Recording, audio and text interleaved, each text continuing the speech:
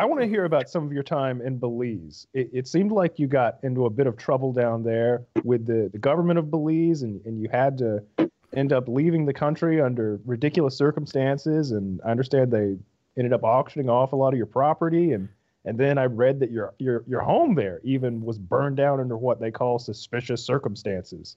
What's the truth that people don't know behind that? Oh, it's too fucking long. I mean, he said, I got in. I didn't get in much trouble. I mean, they tried to kill me. They had the army, the police after me. They were shooting at me in the jungle. I mean, I was in hiding for 2 months, escaped into Guatemala.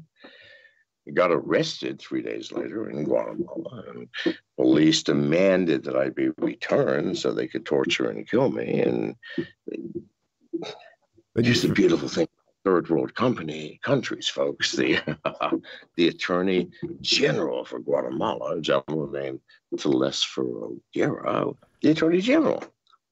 I hired him for $100,000 and said, I just want to go back to America. Can you make that happen? He goes, yeah. And that was it. So no, I went back to America. Why did the authorities in Belize think? Why did the authorities in Belize think you killed somebody? Okay, so now you need to go back a year. Okay. First of all, I was in San Pedro, the American enclave on the tourist island of San Pedro, one of the most beautiful fucking places on this planet, by the way, if it weren't for the fact that people were there. In any case, I got bored. After 3 years, I said, I'm going into the jungle, the interior of Belize. I went into Orange Walk district, the largest district of Belize, 18,000 people, all of them black. Bought a huge piece of property, built a serious fucking compound for millions of dollars, staffed it with very dangerous people, all of them heavily armed. And basically called attention to myself, which is one of the stupidest things I've ever done. You get stupid as you get older. In any case, I'd been there for a year and a half, and the local political authority in the largest district in Belize came to me and said, Mr. McAfee, our election's coming up in 5 months.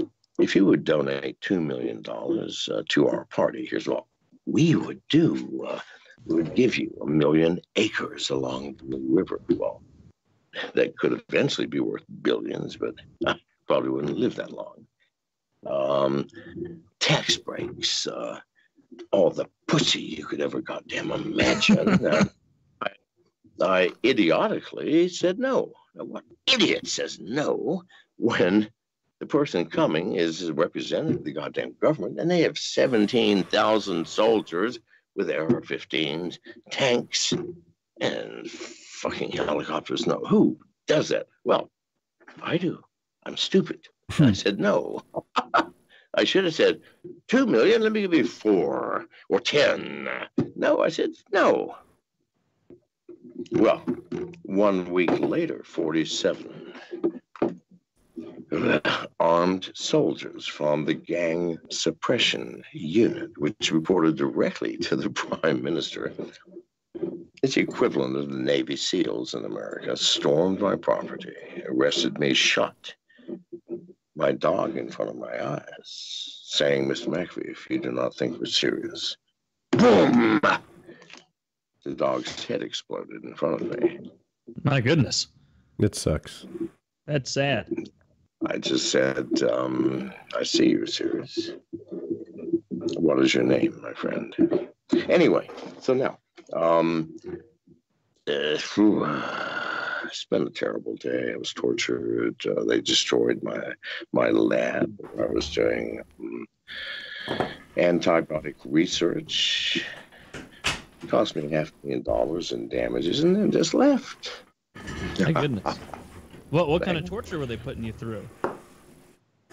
Rather, anyway, so the next day, the same gentleman who asked for the $2 million came back and said, "Oh, Mr. McAfee, good. We are so sorry.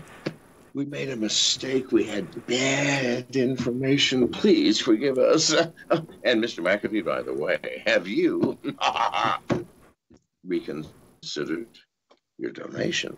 Well, I was pissed off by then because they shot my dog. I don't give a shit about the destruction of property. They killed my dog.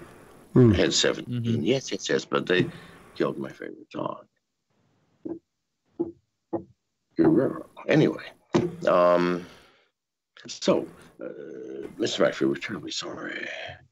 We made a mistake. However, Mr. McAfee, have you reconsidered your donation? I've said, well, very simply, very politely, by the way. Up here, I will shoot you in the head right now.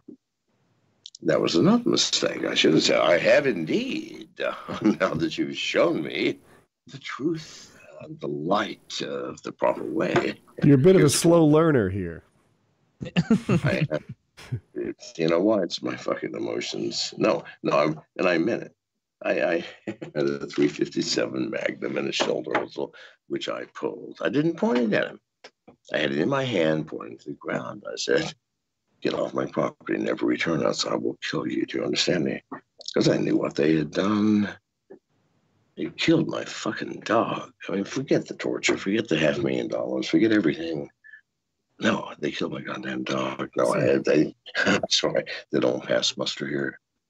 Get off my property, else I will kill you. Well, that started a war with the Belizean government, which lasted for 7 months, up until the time they couldn't collect me legally. Why? Fuck me, I had the most serious security.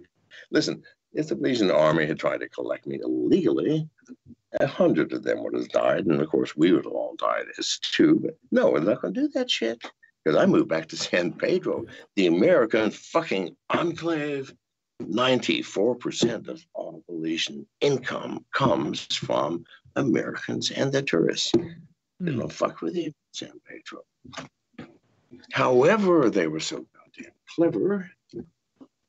One night, the government poisoned 9 of my 16 remaining dogs. And the next night, killed my next door neighbor after planting rumors that he had killed my dogs. I knew better. He was a, hang on a second. Janice? Hang on. Janice! Hey, Taylor, maybe take a second to fix your camera again. Okay. I don't know why it's doing this. Sorry. No, what can you do? We don't. For any viewers, John wanted to use Skype, so this is new to us. Well, old to us, but whatever. I'm talking to you. Oh, I thought you were finished. No, I haven't finished. Probably they already left by now. It's been very boring so far. Hello, everyone. Sorry about the interruption. I don't know if they heard that. Probably not. All right, so now. Okay. Sorry about the interruption, everyone. No problem. It's all You're good, fine, Janice. Janice. I don't know who this woman is. I just we'll figure it out later. So anyway, I knew it was not my neighbor who poisoned my dogs. God damn it, he had dogs. You tell me, people, what dog owner is going to kill somebody else's dogs? Mm-hmm. Poison them? I mean, I woke up at 2 a.m. and they were lying in the sand on the beach, vomiting their intestines out of their mouth, while shitting their intestines out their ass. I had to kill them all. Wow. You think that was not a difficult task? Then you've never had a dog, people. Can you imagine 9 that you loved, you raised from puppies? 5 years earlier, you fed them, you cared for them. When they bit into a porcupine, you helped pull out the fucking spines. Mm-hmm. You cradled them when they were sick. You loved them. And they're out there in the sand vomiting their intestines. I know, so I shot them all. I knew it was not my fucking neighbor. He loved dogs, people. They forgot this. No. The next night, that neighbor was murdered, shot in the back of the head, gangster style.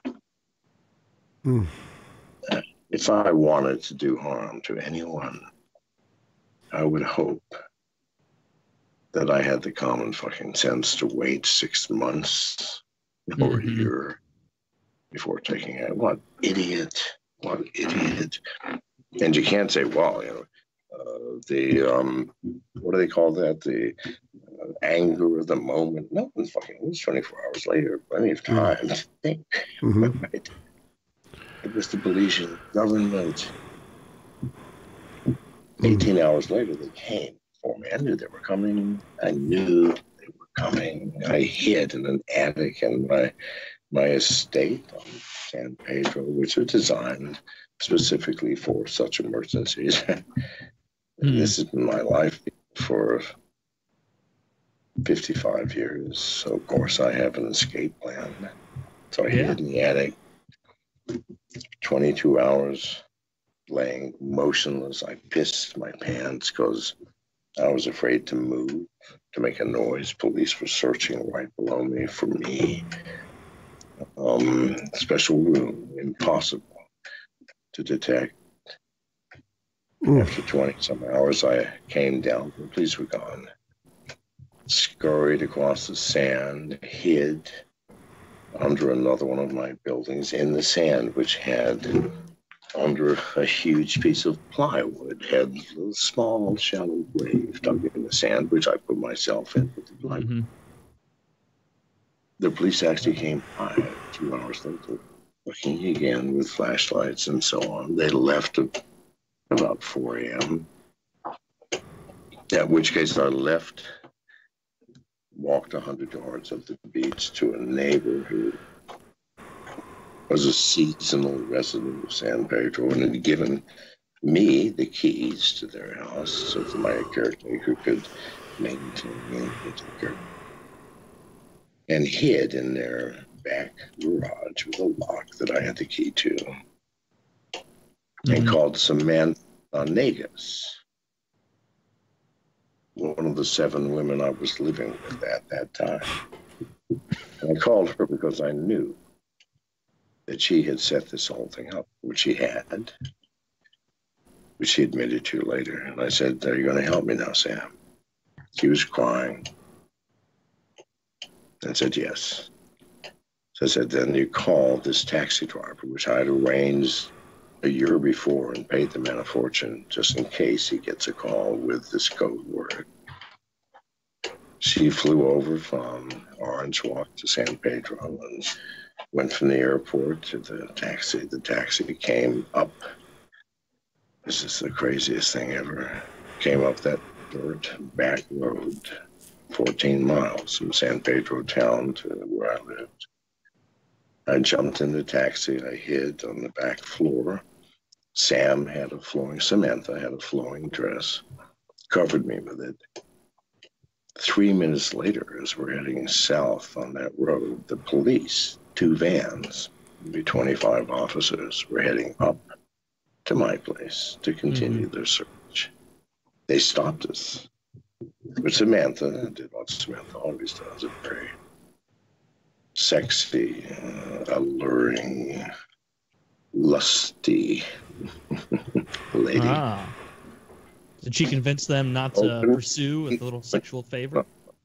No, didn't have to do anything. She merely, as she saw them coming, she opened her blouse so that her nipples were not quite peeking out. Everything else was. And so no one, and this van stopped us. The police are here. I'm looking up to the left of Sam's left leg, and I can see the goddamn police officer looking. And I'm looking down. He's looking at Sam. They have a brief conversation, and we move on. And it's a long story. You don't want to hear this shit, plus we're over time. Maybe another day. All right. Jeez.